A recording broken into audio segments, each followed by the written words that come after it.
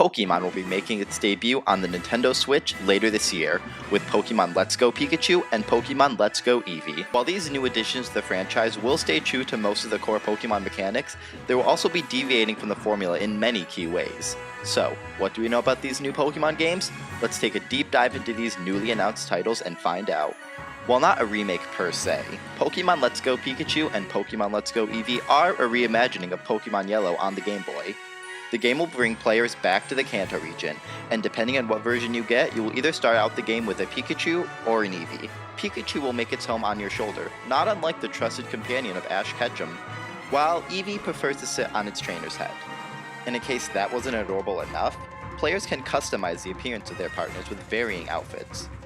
In addition, another Pokemon from your party will be able to walk with you as well, a beloved feature that was last seen in Pokemon Heart Gold and Soul Silver. Speaking of party Pokemon, it has been confirmed that Pokemon Let's Go Pikachu and Let's Go Eevee will only feature the original 151 Pokemon, though Alolan forms will also be available.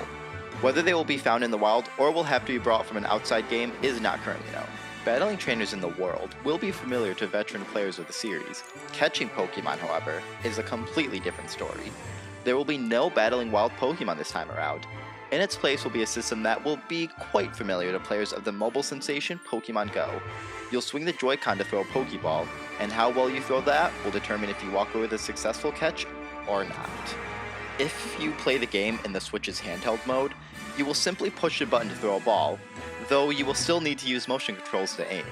In a first for the series, wild Pokemon will be seen in the overworld map, allowing you to choose whether you engage with it or not. This is a huge departure from the random encounters of the games prior. Game Freak aimed for a simplified Pokemon experience. We're not quite sure how stats like EVs and IVs will factor in, but if they are taken out of this game, it will be a huge boon to the competitive players. It is also unknown how stats like defense or attack work in this game, though footage from wild Pokemon encounters did showcase CP, or combat power, a feature originally from Pokemon Go.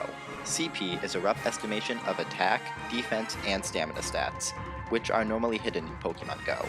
Whether that means Pokemon Let's Go Pikachu and Let's Go Eevee will take this mechanic exactly, or if stats will appear like they have in games prior is currently unknown. It is also not known how Pokemon will power up at this point.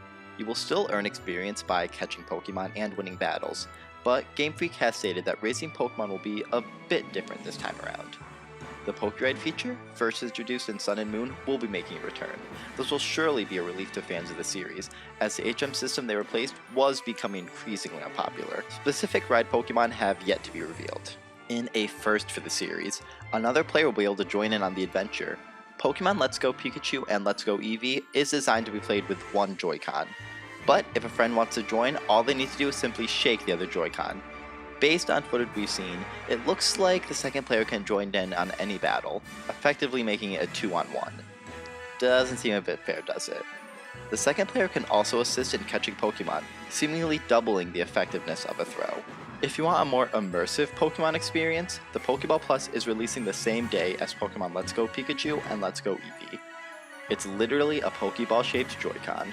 Seeing as the games are heavily inspired by Pokemon Go, it makes sense that the two can be connected. You can transfer any Kanto Pokemon plus their Alolan forms to Pokemon Go via Bluetooth. Pokemon sent to the Switch will appear in the Pokemon Go Ranch, where they will then have to be caught once again. But don't worry, shiny Pokemon in Go will remain shiny here. And before you think about sending your shiny Charizard, keep in mind that this feature will not unlock until about halfway through the game. In addition, it is a one-way transfer. Niantic has stated that there will be other features other than simply transferring Pokemon, but what those are remain unknown. What would a Pokemon game be without trading and battling with friends? You will still be able to battle and trade locally, but online trade and battle will require a Nintendo Switch Online subscription. In addition, online features such as Wonder Trade, the Global Trade System, and ranked battles will not be a part of these games. Despite a simplification of the gameplay in some respects, Pokemon Let's Go Pikachu and Let's Go Eevee stay true to many of the things that make a Pokemon game. And for those who are still skeptical, don't worry. Game Freak has already confirmed that a new, mainline Pokemon game will be released on the Switch in late 2019. Pokemon Let's Go Pikachu and Pokemon Let's Go Eevee are set to be released on November 16th, though we are bound to get more information before then. Are you excited for Pokemon's proper Switch debut, or do you have some reservations? Make sure to comment below your thoughts, and subscribe to Culture of Gaming to stay up to date with everything Pokemon.